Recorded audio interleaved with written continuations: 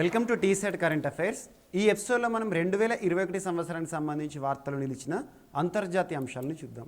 So ముందుగా వార్తలు నిలిచిన సూచీలు. ఏ పోటీ పరీక్ష తీసుకున్నా కూడా ఇండెక్స్ సూచీలపైన ప్రశ్నలు అనేవి సర్వసాధారణంగా మనం చూస్తున్నాం. ఏదైనా సూచీ వార్తలు నిలిస్తే ఆ సూచీకి సంబంధించి విడుదల చేసే సంస్థ ఏంటి, ఆ సంస్థ యొక్క ప్రధాన కేంద్రం ఎక్కడ ఉంది, ఆ సూచీలో భారతదేశం యొక్క స్థానం ఎంత, మరియు టాప్ ప్లేస్లో నిలిచిన 3 దేశాల పేర్లు, మరియు కొన్ని సూచీల విషయానికి వస్తే బాటమ్ ప్లేస్లో నిలిచిన దేశాలు, వీటిపైన ప్రతిష్టత చూపండి. సో ఈరోజు మన ఫస్ట్ సూచీ వచ్చేసి 2021 సంవత్సరానికి సంబంధించి ఇంక్లూజివ్ ఇంటర్నెట్ ఇండెక్స్, అంటే ఇంటర్నెట్ సంబంధిత ఒక సూచీ. 2021 సంవత్సరానికి సంబంధించి యాక్చువల్గా ఈ సూచీని ఏ సంస్థ విడుదల చేస్తుంది ప్రతి ఏటా అంటే the economist intelligence unit. The economist intelligence unit అనే సంస్థ యొక్క ప్రధాన కేంద్రం ఎక్కడ అంటే లండన్లో ఉంది. సో ఇందులో భారతదేశం యొక్క స్థానం 49 అవుట్ ఆఫ్ 120 కంట్రీస్ అని గుర్తుంచుకోండి. అండ్ అగ్రస్థానంలో నిలిచిన దేశాలను కనుక అబ్జర్వ్ చేస్తే Sweden first position, second USA United States of America, and next వచ్చేసి స్పెయిన్, ఆస్ట్రేలియా, హాంకాంగ్. టాప్ 2 గుర్తుంచుకోండి సరిపోతుంది.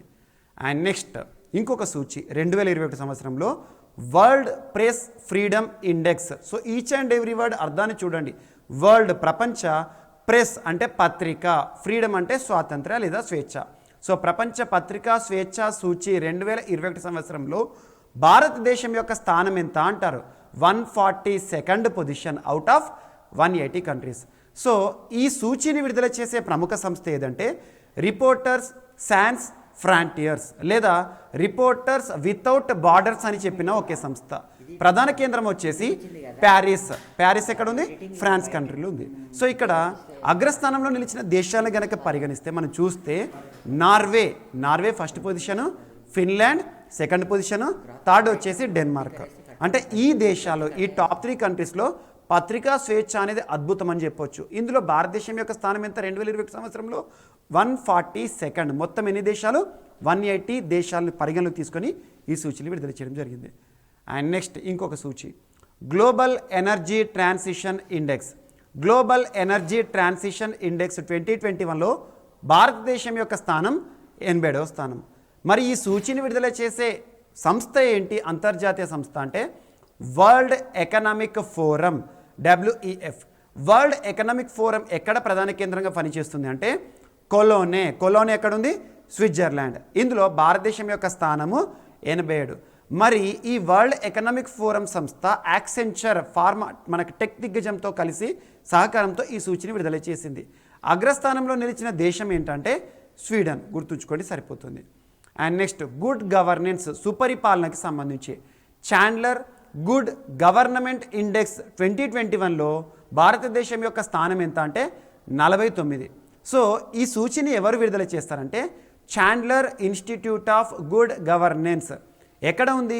సింగపూర్లో ఉంది. అగ్రస్థానంలో నిలిచిన దేశాలు ఏంటంటే ఫిన్లాండ్ అని గుర్తుంచుకోండి. Top country. భారత్ యొక్క పొజిషన్ ఎంత? 49th. అండ్ బంగ్లాదేశ్ సైనిక విన్యాసాల్లో పాల్పంచుకున్న Bharat. So military exercises, naval exercise, air force exercise కానివ్వండి, వీటిపైన కూడా ప్రత్యేక చూపండి. 2021 సంవత్సరం ఏప్రిల్ 4వ తేదీ నుంచి 12వ తేదీ వరకు బంగ్లాదేశ్ వేదికగా జరిగిన 4 దేశాల యుద్ధ విన్యాసాల్లో భారతదేశం పాల్పంచుకుంది. ఆ యుద్ధ విన్యాసాలు ఏంటంటే సో ఎక్కడ జరిగాయి అంటే బంగబంధు షేక్ ముజిబుర్ రెహమాన్ జయంతి సందర్భంగా బంగ్లాదేశ్లో జరిగాయి. సో బంగ్లాదేశ్ విమోచన యుద్ధాన్ని ఏదైతే ఉంటుందో 50 ఏళ్ళు పూర్తయిన సందర్భంగా వీటిని నిర్వహించడం జరిగింది. అండ్ ఈ విన్యాసాల పేరేంటంటే శాంతిర్ ఒగ్రోషణ. మొత్తం ఎన్ని దేశాలు? 4 దేశాలు. అందులో భారతదేశం పార్టిసిపేట్ చేసింది. ఈ విన్యాసాలు భారత సైన్యం నుండి డోగ్రా రెజిమెంట్కి సంబంధించిన 30 మంది అధికారులు, సైనికులు పాల్గొనడం జరిగింది. ఈ విన్యాసాల్లో బంగ్లాదేశ్, భూటాన్, శ్రీలంక అండ్ ఇండియా మొత్తం 4 దేశాలు. ఈ దేశాల పేర్లు గుర్తుంచుకోండి. మరియు కొన్ని దేశాలేమో అబ్జర్వర్స్గా ఉన్నాయి. America, Britain, Turkey, Saudi Arabia, Kuwait, Singapore. ఈ దేశాలకు చెందిన సైనికులు ఎవరైతే ఉంటారో సైనిక పరిశీలకులుగా పాల్పంచుకోవడం జరిగింది. అండ్ సముద్ర జలాల్లో బహుళపక్ష విన్యాసాలు అనే అంశం వార్తలు నిలిచింది. సముద్ర జలాల్లో బహుళపక్ష విన్యాసాలు. తూర్పు హిందూ మహాసముద్ర జలాల్లో తొలిసారి బహుళపక్ష మ్యారిటైమ్ విన్యాసాలను నిర్వహించడం జరిగింది శాంతిర్ ఒగ్రోషణ. సో ఈ విన్యాసాల్లో భారతదేశానికి సంబంధించిన ఐఎన్ఎస్ కిల్తన్, ఐఎన్ఎస్ సాత్పురా నౌకలు మరియు P-81 లాంగ్ రేంజ్ ఎయిర్ క్రాఫ్ట్లు పాల్గొనడం జరిగింది. లా పెరోజ్ పేరిట కొనసాగిన ఈ విన్యాసాల్లో భారతదేశంతో పాటు French navy, royal Australian navy మరియు జపాన్ మ్యారిటైమ్ స్వీయ రక్షణ దళము మరియు అమెరికన్ నేవీ వారు పాల్గొనడం జరిగింది. లా పెరోజ్ ఏమో నేవీకి సంబంధించింది, శాంతిర్ ఓగ్రోషన్ అనేమో మిలిటరీకి ఆర్మీకి సంబంధించింది. అండ్ అతిపెద్ద సబ్మెరైన్, అతిపెద్ద అనే అంశంతో ఒక సబ్మెరైన్ వార్త నిలిచింది.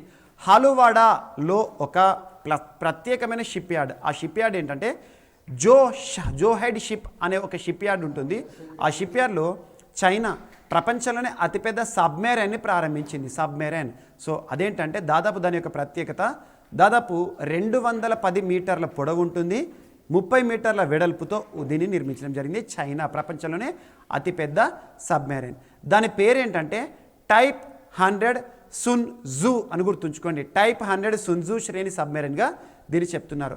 రష్యా వద్ద ఉన్న అతిపెద్ద సబ్మెరైన్ PR-941 ట్రైఫోన్ శ్రేణి కంటే దాదాపు ఇది చాలా పెద్దది. అండ్ ఒక బ్యాక్టీరియాకి భారత సంతతి వ్యక్తికి సంబంధించి అజ్మల్ ఖాన్ గారి పేరును నామకరించడం జరిగింది. ఒక మంచి బ్యాక్టీరియాకి అజ్మల్ ఖాన్.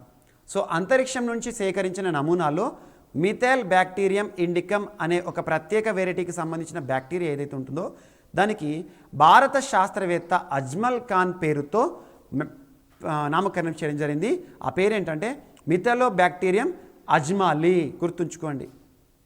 మొక్కల ఎదుగుదలకు ప్రోత్సహించే ఈ ప్రత్యేకమైన జన్యువులు ఏవైతే ఉంటాయి ఈ బ్యాక్టీరియాలు ఉంటాయి. సో కొన్ని బ్యాక్టీరియాలు చెడు చేస్తాయి, కొన్ని బ్యాక్టీరియాలు మంచి చేస్తాయి. ఇక్కడేమంటున్నాను, మొక్కల ఎదుగుదలను ప్రోత్సహించే ప్రత్యేకమైన జన్యువులు కలిగిన ఒక బ్యాక్టీరియాను గుర్తుంచుకోండి.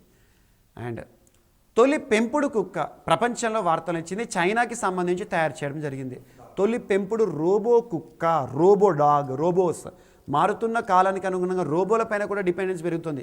ఇక్కడ పెంపుడు కుక్క ఒక రోబో కుక్క అని గుర్తుంచుకోండి. దాని పేరేంటంటే ఆల్ఫా డాగ్.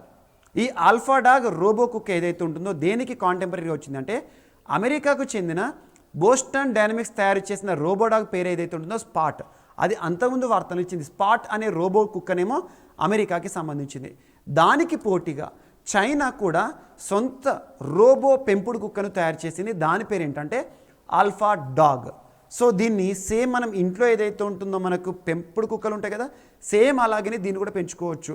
కాకపోతే ఇది ఒక రోబో, జీవం లేనిది, కానీ జీవిలాగానే ప్రవర్తిస్తుంది. బోస్టన్ డైనమిక్ తయారు చేసిన రోబో కుక్క ఏదైతే ఉంటుందో పారిశ్రామిక అవసరాల కోసం ఉద్దేశించబడింది. అంటే పరిశ్రమలో పనిచేస్తుంది. అది ఒక పెంపుడు రోబో కుక్క. కానీ ఇక్కడ చైనా రోబో కుక్క ఏదైతే ఉంటుందో ఇంటి అవసరాలను తీరుస్తుంది. మన ఇంట్లో ఎంజాయ్మెంట్ పర్పస్ జాయ్ఫుల్గా దీన్ని వాడుకోవచ్చు అని చెప్తున్నారు. నాన్జింగ్లోని వైలాంగ్ కంపెనీ వారు తయారు చేసిన ఆల్ఫా ఏదైతే ఉంటుందో ఆ కుక్క పేరు గుర్తుంచుకోండి. ఆల్ఫా కంపెనీ పేరేంటి? నాన్జింగ్ అనే ప్రావిన్స్ చైనాకి సంబంధించి వైలాన్ అనే ఒక సంస్థ తయారు చేసింది. ఆల్ఫాను పూర్తిగా వ్యక్తిగత అవసరాల కోసం తయారు చేయడం జరిగింది. అండ్ ఒక పురాతన అవశేషాలు చరిత్రకి సంబంధించి, వరల్డ్ హిస్టరీకి సంబంధించి ఇంపార్టెంట్. ఈజిప్ట్లో బయటపడిన 3000 ఏళ్ల క్రితం నాటి ఒక నగరం చూడడం జరిగింది. ఒక నగరం, పురాతన నగరం ఈజిప్ట్. సో ఈజిప్ట్ అంటేనే ప్రాచీన నాగరికత. అలాంటిది ఎన్నో వేల మమ్మీలు కలిగిన కొన్ని పిరమిడ్లు ఉంటాయి. సో అలా ఈజిప్ట్ అంటేనే ప్రాచీన నాగరికత, ఎన్నో వేల మమ్మీలు, వందల పిరమిడ్లు ఆ దేశం యొక్క ప్రత్యేకత. అందులో valley of the Kings, valley అంటే లోయ, వ్యాలీ ఆఫ్ ద కింగ్స్ అనే ఒక ప్రాంతం ఉంటుంది. ఈ నగరం ఏదైతే ఉంటుందో ఆ నగరాన్ని పురాతత్వ శాస్త్రవేత్తలు ఇటీవల ఎక్స్కవేట్ చేయడం జరిగింది. తవ్వకాలు బయటపడడం జరిగింది. లక్షర్ అనే ఒక పట్టణ సమీపంలో వెలుగు చూసిన ఈ నగరాన్ని ప్రస్తుతానికి రైజ్ ఆఫ్ అథెన్స్గా పిలుస్తున్నారు. రైట్ ఆఫ్ అథెన్గా. ఈ నగరం 3వ అమెన్హుతెన్ కాలానికి సంబంధించిందని చెప్పేసి చెప్తున్నారు. అంటే ఈజిప్ట్ చరిత్రకు సంబంధించి ఒక పరిపాలకుడు అమెన్హుతెన్, అతని పరిపాలనా కాలానికి సంబంధించిన ఒక నగరంగా దీన్ని పేర్కొనడం జరిగింది. సో ప్రపంచంలోనే మొట్టమొదటి డ్రైవర్లెస్ షిప్ వార్తలు నిలిచింది. డ్రైవర్లెస్ షిప్ అంటే మనిషి అవసరం లేకుండానే నడిచే ఒక షిప్, ఒక ఫెరీ. దాని పేరేంటంటే మేఫ్లవర్ 400. తయారు చేసిన సంస్థ ఏంటంటే ప్రొమేర్ అనే సంస్థ. ఏ టెక్ దిగ్గజ సంస్థతో సహకారంతో తయారు చేసింది అంటే ఐబిఎం సహకారంతో తయారు చేయబడిన మేఫ్లవర్ 400. ప్రత్యేకత ఏంటి? డ్రైవర్లెస్. ప్రపంచంలో మొట్టమొదటి ఆర్టిఫిషియల్ ఇంటెలిజెన్స్ ఆధారిత అంటే కృత్రిమ మీద, సో దానింతట అదే పనిచేస్తుంది. సౌరశక్తి, సో దీని యొక్క ప్రత్యేకత ఏంటంటే సోలార్ ఎనర్జీ ఆధారంగా నడుస్తుంది అన్నట్టు. ఇది ఒకటి ఇంపార్టెంట్. May flower 400. అండ్ దీని యొక్క ప్రత్యేకతలు ఏంటంటే 15 మీటర్ల పొడవు, సముద్ర కాలుష్యం అండ్ సముద్రంలో ప్లాస్టిక్పై జీవరాశులపై అధ్యయనం చేయడానికి దీన్ని తయారు చేయడం జరిగింది. హైడ్రోఫోన్ సహకారంతో సముద్ర జీవరాశుల శబ్దం కూడా ఇది కనుగొనడం జరుగుతుంది. సో సముద్ర జీవరాశుల శబ్దం ఏదైతే ఉందో సోనిక్ సౌండ్స్, వాటిని కూడా పరిశీలిస్తుంది. అండ్ చైనాకి సంబంధించి చిన్నపిల్లలకి సంబంధించి 3 పిల్లల్ని కనొచ్చు అని చెప్పేసి చైనా ఒక ప్రత్యేక చట్టాన్ని రూపకల్పన చేసింది. 3 పిల్లలను కనొచ్చు అని చెప్పేసి. సో దాదాపు చరిత్రలో ఫ్యామిలీ ప్లానింగ్ అంటేనే, జనాభా నియంత్రణ అంటేనే గుర్తుకొచ్చే చైనా దేశము 2021 సంవత్సరంలో జనాభాని ఎంకరేజ్ చేస్తుంది, పాపులేషన్ని పెంపొందించడానికి. దాదాపు 1970 నుండి 2016 వరకు ఒకే సంతానం అనే సిద్ధాంతంతో బ్రతికింది చైనా దేశం, 1 or none. ఆ తర్వాత 2016 సంవత్సరంలో 2 పిల్లల్ని కనొచ్చు, 2 కిడ్ పాలసీని ప్రకటించింది. అంటే ఎవరైనా కూడా దంపతులు 2 పిల్లల్ని కనొచ్చు. 2021 సంవత్సరంలో 2 కాదు 3 కూడా కనండి అని చెప్పేసి. ఎందుకంటే ప్రస్తుతం చైనాలో వృద్ధాప్య జనం పెరుగుతోంది, వృద్ధులు పెరుగుతున్నారు. ఏ దేశంలో అయినా కూడా గ్రోత్, డెవలప్మెంట్ చూడాలంటే యువత కావాలి. అలాంటి యువత లేని దేశంగా చైనా ఎక్కడ మారుతుందని చెప్పేసి చిన్న పిల్లల్ని కనవచ్చు అని చెప్పేసి 3 పిల్లల్ని కనండి, 3 కంటే ఎక్కువ పిల్లల్ని కూడా కనవచ్చు అని చెప్పేసి జనాభా లిబరల్ సంబంధిత అంశంతో చైనా వార్తలు నిలిచింది.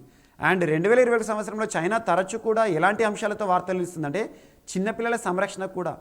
హోమ్ ట్యూషన్లను నిషేధించిన దేశంగా చైనాను చూడొచ్చు. సో పిల్లలకి సంబంధించి హోంవర్క్స్ ఇవ్వకూడదంట స్కూల్స్, అండ్ హోమ్ ట్యూషన్లను నిషేధించి వార్తలు నిలిచింది. ఒకవేళ చిన్నపిల్లలు తప్పు చేశారనుకోండి, 14 ఇయర్స్ లోపు పిల్లలు కనుక తప్పు చేశారనుకోండి, ఆ చిన్నపిల్లలు ఏదైనా తప్పు చేస్తే పిల్లలకి శిక్ష విధించొద్దంట, పేరెంట్స్కి శిక్ష విధించాలని చెప్పేసి. ఇలాంటి సిద్ధాంతాలన్నీ కూడా చైనాకి సంబంధించి పిల్లల సంరక్షణ చర్యలో భాగంగా 2020 సంవత్సరానికి సంబంధించి వార్తలు చూడడం జరిగింది.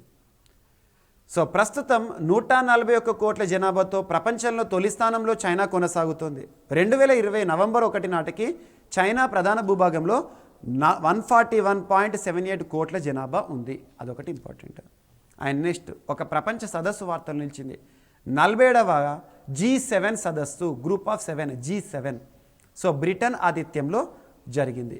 ఈ సంవత్సరం థీమ్ ఏంటంటే, ఈ సంవత్సరం ఎడిషన్ ఎంత? 47th.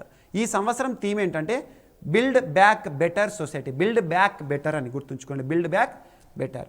సో G7 సభ్య దేశాలు గుర్తుంచుకోండి: Canada, France, Germany, Italy, Japan, UK, US.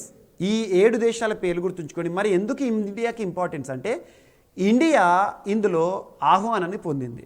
అంటే ఈ G7 సదస్సులో 47th ఎడిషన్లో మీరు కూడా రండి, పార్టిసిపేట్ చేయండి, మీ యొక్క అమూల్యమైన సలహాలు ఇవ్వండి అని చెప్పేసి బ్రిటన్ గవర్నమెంట్ ఇండియాకి ఇన్విటేషన్ పంపించింది. బోరిస్ జాన్సన్ గారు ప్రస్తుతం బ్రిటన్ ప్రధాని, భారత ప్రధాని నరేంద్ర మోదీ గారికి పంపించారు. భారత్ పార్టిసిపేట్ చేసింది. సో 100 కోట్ల డోసులకి G7 హామీ చేసింది. 100 కోట్ల డోసులు ప్రపంచంలో పేద దేశాలు ఏవైతే ఉంటాయో, డెవలపింగ్ కంట్రీస్, వ్యాక్సిన్ తయారు చేసుకోలేని దేశాలు, వ్యాక్సిన్ కొనలేని దేశాలు ఏవైతే ఉంటాయో వాటికి 100 కోట్ల డోసు కోవాక్స్ ప్రోగ్రాంలో భాగంగా. అండ్ భారత్ ఏం చెప్పిందంటే, భారత్ 1 ఎర్త్ 1 హెల్త్ అనే ఒక ప్రత్యేకమైన పిలుపుకి మోడీ గారు పలకడం జరిగింది. ఇదొకటి ఇంపార్టెంట్. ఇండియా శ్రీలంక దేశాల సంబంధాలను పక్కన పెడితే 2021 సంవత్సరంలో శ్రీలంక చైనా సంబంధాలు చాలాసార్లు వార్తలు నిలుస్తున్నాయి. ఈ హిందూ మహాసముద్రం ఏదైతే ఉంటుందో ఆ మహాసముద్రంలో ఉండే చిన్న చిన్న ఐలాండ్ కంట్రీస్ ఏవైతే ఉంటాయో ఆ ఐలాండ్ కంట్రీస్ని దగ్గర చేసే ప్రయత్నము చైనా మొదలుపెట్టింది. అందులో భాగంగా ఇండియన్ ఓషన్లో ఉన్న శ్రీలంక దేశాన్ని అట్రాక్ట్ చేయడంలో భాగంగా అతిపెద్ద హాస్పిటల్ని చైనా శ్రీలంక దేశంలో నిర్మించింది. ఆ హాస్పిటల్ పేరు గుర్తుంచుకోండి, పొలోన్నరువా అనే ఒక హాస్పిటల్, అతిపెద్ద హాస్పిటల్. శ్రీలంక దేశ చరిత్రలోనే అతిపెద్ద హాస్పిటల్ని ఏ దేశం నిర్మిస్తోంది అంటే చైనా. ఎగ్జామ్లో కన్ఫ్యూజ్ అవ్వకండి, ఇండియా కాదు, చైనా. చైనా $60 మిలియన్ ఆర్థిక సాయాన్ని ఈ హాస్పిటల్ నిర్మాణం కోసం ఇవ్వడం జరిగింది శ్రీలంక దేశానికి. ఎందుకంటే శ్రీలంకని దగ్గర చేసుకొని ఇండియాని ఇరకాటంలో పెట్టడానికి ఇలాంటి పద్ధతులన్నీ కూడా చైనా అవలంబిస్తుంది. ఇండియా థాయిలాండ్ విన్యాసాలు వార్తలు ఇచ్చే కార్పాట్, CORPAT అంటే ఏంటి? Coordinated patrolling. India Thailand కార్పాట్ so Indian ocean ప్రాంతంలో జరిగాయి. నావికాదళ విన్యాసాలు. సో విన్యాసాలు అనేవి 3 రకాలుగా ఉంటాయి. 1 ఆర్మీ విన్యాసాలు, 2 నావెల్ విన్యాసాలు, 3 ఎయిర్ ఫోర్స్ వైమానిక దళ విన్యాసాలు. కార్పేట్ అనేది ఇండియా థాయిలాండ్ నావికాదళం. భారత్ నుండి సరయు పార్టిసిపేట్ చేసింది. సరయు అంటే INS, Indian naval ship Sarayu. మరియు థాయిలాండ్ నుండి కర్బీ పార్టిసిపేట్ చేయడం జరిగింది. ఎల్ సాల్వడార్ చాలా ఇంపార్టెంట్. ప్రపంచంలోనే మొట్టమొదటి దేశంగా 2021 సంవత్సరంలో వార్తలు నిలిచింది. 2021 సంవత్సరంలో క్రిప్టో కరెన్సీ కూడా తరచూ వార్తలు నిలుస్తుంది. ఇక్కడ ఎల్ సాల్వడార్ క్రిప్టో కరెన్సీకి సంబంధించి ప్రపంచంలో మొట్టమొదటి దేశంగా వార్తలు నిలిచింది. ప్రపంచంలో క్రిప్టో కరెన్సీని లీగల్ టెండర్గా గుర్తించిన మొట్టమొదటి దేశం ఎల్ సాల్వడార్. జాగ్రఫికల్గా చూస్తే ఎల్ సాల్వడార్ ఎక్కడ ఉంటుంది అంటే నార్త్ అమెరికా, సౌత్ అమెరికా మధ్యలో ఉండే సెంట్రల్ అమెరికా ప్రావిన్స్లో ఉంటుంది. సెంట్రల్ అమెరికా ప్లేస్లో ఉండే ఎల్ సాల్వడార్. క్రిప్టో కరెన్సీని లీగల్ టెండర్గా గుర్తించడం అంటే ఏం లేదు. మన దగ్గర ఇక్కడ మనం వాడే 100 రూపాయల నోటు, 200 రూపాయల నోటు ఉంటుంది కదా, వాటిని లీగల్ టెండర్స్ అంటాం. అంటే ప్రభుత్వం గుర్తిస్తుంది అన్నట్టు. 100 రూపాయలు ఒక పేపర్ పైన ముద్రించిన ఒక ప్రత్యేకమైన పేపర్ని మనం కరెన్సీగా, రూపాయిగా గుర్తిస్తాం. అలాంటిది క్రిప్టో కరెన్సీని లీగల్ టెండర్గా గుర్తించిన మొదటి దేశంగా ఎల్ సాల్వడార్. అదే విషయం ఇక్కడ క్రిప్టో కరెన్సీ పక్కన పెడితే, క్రిప్టో కరెన్సీలో ఇంపార్టెంట్ బిట్కాయిన్ని సృష్టించింది నటోషి సకమోటో. సో సతోషి నకమోటో తన పేరిట ప్రపంచంలోని మొట్టమొదటి బిట్కాయిన్ స్టాచ్యూ లేదా సతోషి నకమోటో స్టాచ్యూని హంగేరీలో ఏర్పాటు చేయడం జరిగింది. ఇది కూడా ఇంపార్టెంట్, యాడ్ చేసుకోండి. అండ్ ఎకోసాక్లో భారత్. సో భారత్ ఒక ప్రతిష్టాత్మక గ్రూప్లోకి వెళ్ళడం జరిగింది. ఎకోసాక్ ఎకనామిక్ సోషల్ కౌన్సిల్ అనొచ్చు. ఎకనామిక్ అండ్ సోషల్ కౌన్సిల్ 2022-2024 సంవత్సరానికి సంబంధించి ఆసియా పసిఫిక్ దేశాల కూటమి నుండి భారత్ ఎన్నిక కావడం జరిగింది. 54 సభ్య దేశాలని సాధారణ సభ ద్వారా ఎన్నుకుంటారు. అందులో ఆసియా పసిఫిక్ దేశాల గ్రూప్ నుండి భారతదేశం ఎన్నిక కావడం జరిగింది. ఎకోసాక్లో భారత్ ఏ కాలానికి ఎన్నికైంది అంటే 2022-24 కాలానికి. ఐ ఫ్యామిలియా చాలా ఇంపార్టెంట్. ఐ ఫ్యామిలియా ఇంటర్పోల్కి సంబంధించి ఇంటర్నేషనల్ పోలీస్ ఆర్గనైజేషన్ ఎక్కడ ఉంది? లియోన్, ఫ్రాన్స్ కేంద్రంగా పనిచేస్తుంది. తప్పిపోయిన వ్యక్తులు ఎవరైతే ఉంటారో వారిని గుర్తించడానికి ఒక డేటాబేస్ని ఇంటర్పోల్ వారు తయారు చేశారు. దాని పేరే ఐ ఫ్యామిలియా. కరోనా వేరియంట్స్కి WHO నామకరణం అనే అంశం కూడా చాలా ఇంపార్టెంట్. కరోనా వేరియంట్స్కి WHO నామకరణం. వైరస్ బయటపడ్డ దేశం ఉంటుంది కదా, ఆ దేశం ఆధారంగా. సో ఫస్ట్ వచ్చేసి B16172 లేదా B16172 భారత్ డెల్టా. మనకు సెకండ్ వేవ్కి కారణమైంది ఇది. భారత్ డెల్టాగా పేరు పెట్టడం జరిగింది. అండ్ B1617కి Bharat kappa. And B117 virus variant of corona వైరస్కి బ్రిటన్ ఆల్ఫా అని పేరు పెట్టింది WHO. B1351 దక్షిణాఫ్రికాకి సంబంధించి బయటపడింది. దక్షిణాఫ్రికాలో దాన్ని బీటాగా నామకరణం చేసింది. అండ్ B1427 మనకి అమెరికాకి సంబంధించి ఎప్సిలాన్. అండ్ B1 బ్రెజిల్కి సంబంధించి గామా. అండ్ ఫైనల్గా B1529 ఏ నామకరణం చేశారు? ఒమిక్రాన్గా నామకరణం చేయడం జరిగింది WHO. ఈ పేర్లు గుర్తుంచుకోండి. భారత సరిహద్దులో చైనా బుల్లెట్ ట్రైన్ వార్తలు నిలిచింది. భారత సరిహద్దులో చైనా బుల్లెట్ ట్రైన్ అంటే ఒకటే విషయం గుర్తుంచుకోండి. చైనా తరచూ భారతదేశంతో వివాదానికి ఎక్కడ తెరలేపుతుందంటే అరుణాచల్ ప్రదేశ్ సరిహద్దు వద్ద. అంటే ఇది కూడా అరుణాచల్ ప్రదేశ్ సరిహద్దు అన్నట్టు. టిబెట్లోని చైనా తొలి ఎలక్ట్రిఫైడ్ బుల్లెట్ ట్రైన్ ప్రారంభించింది. టిబెట్ రాజధాని లాసా నుండి నేంగ్చీ వరకు 435.5 కిలోమీటర్లు. ఇది అరుణాచల్ ప్రదేశ్కి మన బౌండరీకి దగ్గరగా ఉంటుంది. అభివృద్ధి పనుల ముసుగులో సరిహద్దులోకి తమ బలగాలను వేగంగా తరలించేందుకు చైనా ఈ రైలు మార్గాన్ని ప్రారంభించిందని చెప్పేసి మన దేశం వాదిస్తుంది. ప్రపంచ దేశాలు కూడా తప్పుపడు. అండ్ వార్తలు నిలిచిన అగ్నిపర్వతాలు. టాల్ వాల్కెనో ఇటీవల తరచూ బద్దలవుతూ చుట్టుపక్కల ప్రాంతాలకి సమస్యాత్మకంగా మారి వార్తలు నిలిచిన తాల్ అగ్నిపర్వతం ఎక్కడ ఉంది అంటే ఫిలిప్పీన్స్లోని తాల్ వాల్కెనో. ఫిలిప్పీన్స్లోని లుజోన్ అనే ఒక ద్వీపానికి 50 కిలోమీటర్ల దూరంలో ఉందంటే ఇది. ఒక అగ్నిపర్వతం బద్దలవుతుంది. అగ్నిపర్వతం బద్దలవుతే చుట్టుపక్కల ప్రజలందరూ చచ్చిపోతారు. కాలుష్యం పెనుభూతంగా మారుతుంది. పసిఫిక్ రింగ్ ఆఫ్ ఫైర్లో ఉన్న ఒక అగ్నిపర్వతం గుర్తుంచండి. దీంతోపాటు చాలా అగ్నిపర్వతాలు. కిలాఉయా అగ్నిపర్వతం ఇటీవల తరచూ బద్దలవుతూ చుట్టుపక్కల ప్రాంతాలకు సమస్యాత్మకంగా మారుతుంది. ఎక్కడ ఉంది అంటే హవాయియన్ ఐలాండ్లో ఉంటుంది. ఫాగ్రడాల్స్ అగ్నిపర్వతం ఐస్లాండ్లో ఉంది. మౌంట్ నీరాగాంగో అగ్నిపర్వతం డెమోక్రటిక్ రిపబ్లిక్ ఆఫ్ కాంగోలో ఉంది. పావ్లాఫ్ వాల్కెనో, గ్రేట్ సిట్కిన్ వాల్కెనో, సెమిసో పొచినాయ్ వాల్కెనో 2021 సంవత్సరంలో తరచూ బద్దలవుతూ వార్తలు ఇచ్చిన ఈ 3 అగ్నిపర్వతాలు పావ్లాఫ్, గ్రేట్ సిట్కిన్, సెమిసో పొచినాయ్ ఇవి ఎక్కడ ఉన్నాయంటే అలస్కాలో ఉన్నాయి. అలా ఫుకుటోకు ఒకనోబా అగ్నిపర్వతం జపాన్లో ఉంది. ఎట్ ద సేమ్ టైం ఇటీవల కాలంలో వార్తలు నిలిచిన అగ్నిపర్వతంలో మౌంట్ ఎట్నా కూడా ఇంపార్టెంట్. మౌంట్ ఎట్నా ఇటలీలో ఉంది.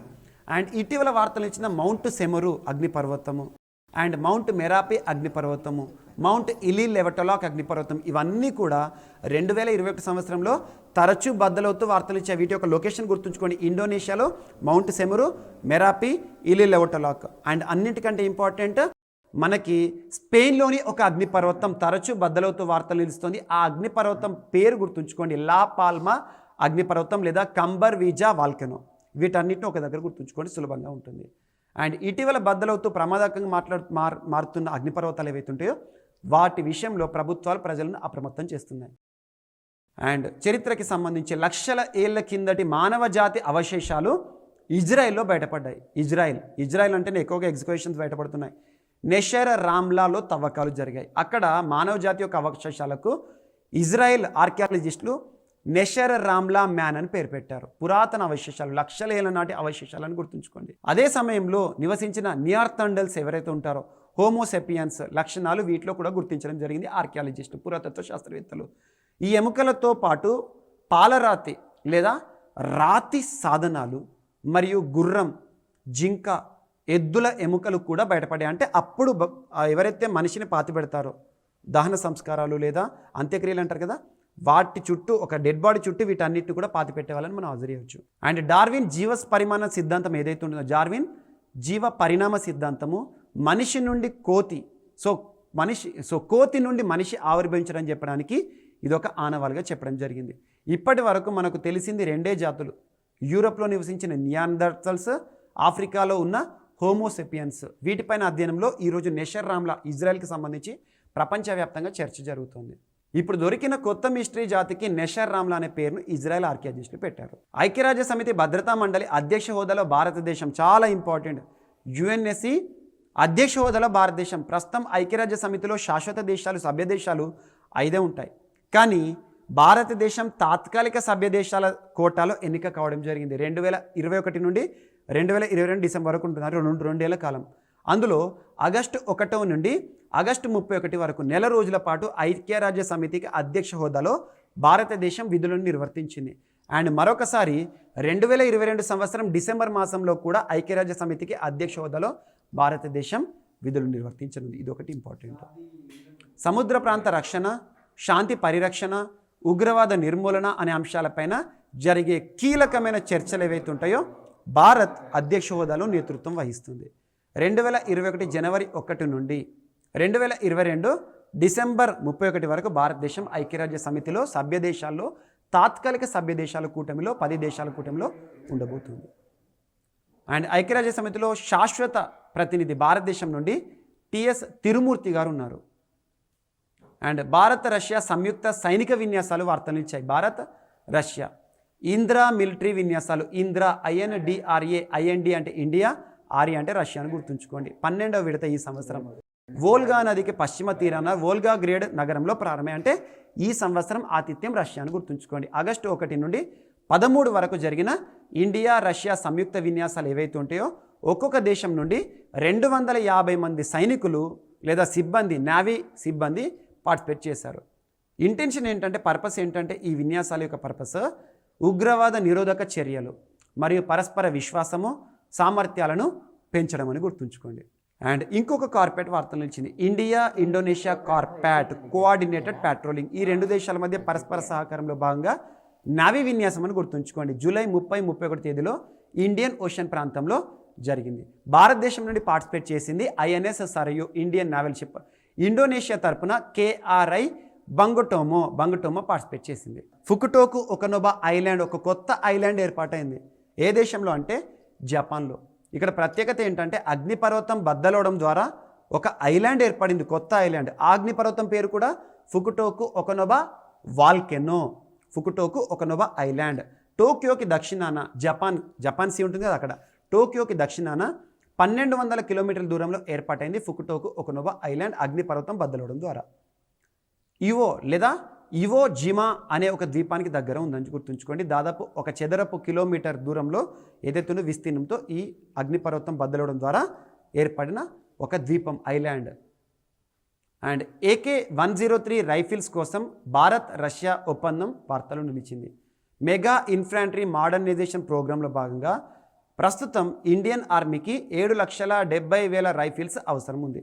అందులో భాగంగా 1,00,000 రైఫిల్స్ని రష్యా నుండి మనం నేరుగా దిగుమతి చేసుకుంటాం. మిగతావి 6,70,000 తుపాకులు ఉంటాయి కదా AK-103, వాటిని ఇండియాలోనే తయారు చేస్తాం. ఇది ప్రత్యేక ఒప్పందం, గుర్తుంచుకోండి. AK-103 ఆయుధ ఒప్పందం ఏ దేశాలకు మధ్యలో వార్తలు నిలిచింది అంటే ఇండియా, రష్యా అంటేనే AK అని గుర్తుంచుకోండి, AK గన్స్. అండ్ జైర్ అల్ బహర్ అనే విన్యాసాలు వార్తలు ఇచ్చాయి, నావికాదళ విన్యాసాలు. ఏదైనా విన్యాసం వార్తలు నిలిస్తే ఏ 2 దేశాలకు సంబంధించింది, ఆ విన్యాసం పేరేంటి, ఎక్కడ జరిగింది, అందులో పార్టిసిపేట్ చేస్తున్న భారతదేశం నుండి నావెల్ షిప్ ఏంటి, వీటిపైన ప్రత్యక్షత చెప్పండి. ఇండియన్ నావీ మరియు ఖతార్ నావీ సంయుక్తంగా నిర్వహించిన విన్యాసాలు, నావెల్ విన్యాసాలు ఎక్కడ అంటే పర్షియన్ గల్ఫ్ వద్ద జరిగాయి. INS ట్రికాండ్ భారత్ నుండి పార్టిసిపేట్ చేయడం జరిగింది. అండ్ మలబార్ 21 బృహత్కర బహుళపక్ష నావికాదళ విన్యాసాలు అనొచ్చు. క్వాడ్ గ్రూపింగ్కి సంబంధించి, క్వాడ్ అంటే క్వాడ్రిలాటరల్ సెక్యూరిటీ డైలాగ్, చతుర్భుజి అంటాం. India, Japan, Australia, America quad grouping అంటాం, సెక్యూరిటీ డైలాగ్. ఈ క్వాడ్ దేశాలు కలిసి నిర్వహించుకునే విన్యాసాలే మలబార్. సో ఇందులో ఇండియా తరపున INS శివాలిక్ మరియు INS కద్మత్ పార్టిసిపేట్ చేయడం జరిగింది. ఎక్కడ జరిగాయి అంటే గువామ్ ద్వీపంలో జరిగాయి, USA United States of America. ఆగస్టు 26న ప్రారంభమయ్యే ముగిశాయి. అండ్ ఆపరేషన్ దేవిశక్తి చాలా ఇంపార్టెంట్. ఇటీవల ఆపరేషన్ దేవిశక్తికి యొక్క ప్రత్యేకత ఏంటంటే మనం తరచూ వార్తల్లో చూసాము. 2021 సంవత్సరం మధ్య మాసాల్లో ఆఫ్ఘనిస్తాన్, ప్రజాస్వామ్యంగా ఉన్న ఆఫ్ఘనిస్తాన్ ఏదైతే ఉంటుందో ప్రజాస్వామ్య ప్రభుత్వాన్ని కూలదోల్చి తాలిబన్లు అధికారాన్ని హస్తగతం చేసుకున్నారు. ప్రస్తుతం ఆఫ్ఘనిస్తాన్లో తాలిబన్లు అధికారాన్ని ఏలుతున్నారు.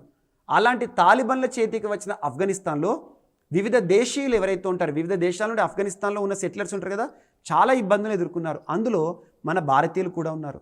అలా తాలిబన్ల హస్తగతమైన ఆఫ్ఘనిస్తాన్ నుండి మన భారతీయులను ఇండియాకి తీసుకురావడానికి భారత ప్రభుత్వం ప్రారంభించిన ప్రత్యేక ఆపరేషన్ పేరు ఏంటంటే ఆపరేషన్ దేవీ శక్తి. గుర్తుంచుకోండి, చాలా ఇంపార్టెంట్ బిట్. అండ్ ఒక ఇండెక్స్ వార్తలు ఇచ్చింది, global manufacturing risk index 2021. Cushman and Wakefield అనే ఒక సంస్థ విడుదల చేసింది. ఎక్కడ ఉంది అంటే ఇది చికాగో, అమెరికా కేంద్రంగా పనిచేస్తుంది. ఈ ఇండెక్స్లో టాప్ 3 కంట్రీస్ ఏంటంటే చైనా, భారత్, USA, 47 దేశాలకి సంబంధించి.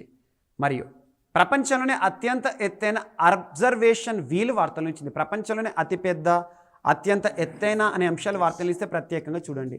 సో ఈ అబ్జర్వేషన్ వీల్ అంటే ఇది ఒక జెయింట్ వీల్ అనొచ్చు మనం, జెయింట్ వీల్. సో ఈ వీల్ ఏంటంటే పేరేంటంటే ఐన్ దుబాయ్. ఎక్కడ ఏర్పడిందంటే UAE. ప్రపంచంలోనే అతిపెద్ద భవనాలు, స్కై స్క్రేపర్స్, అతిపెద్ద జెయింట్ వీల్ ఇలాంటివన్నీ కూడా UAEలోనే చూస్తాం. ప్రపంచంలో అత్యంత పెద్దైన అబ్జర్వేషన్ వీల్ లేదా గ్యాంట్ వీల్ ఐన్ దుబాయ్, దాని పేరు గుర్తుంచుకోండి ఆ గెయింట్ వీల్ పేరుతో. సో లండన్ ఐ ఏదైతే ఉందో ఇప్పటివరకు ప్రపంచంలో అతిపెద్ద ఒక రంగుల రత్నం అంటాం మనం, సో అది ఏర్పడింది దుబాయ్లో. సో ఇవి 2021 సంవత్సరంలో వార్తలు నిలిచిన కొన్ని ముఖ్యమైన అంతర్జాతీయ అంశాలు. మరిన్ని ముఖ్యమైన అంతర్జాతీయ అంశాలను మరొక ఎపిసోడ్లో మనం తెలుసుకుందాం. మళ్ళీ కలుద్దాం. Thank you.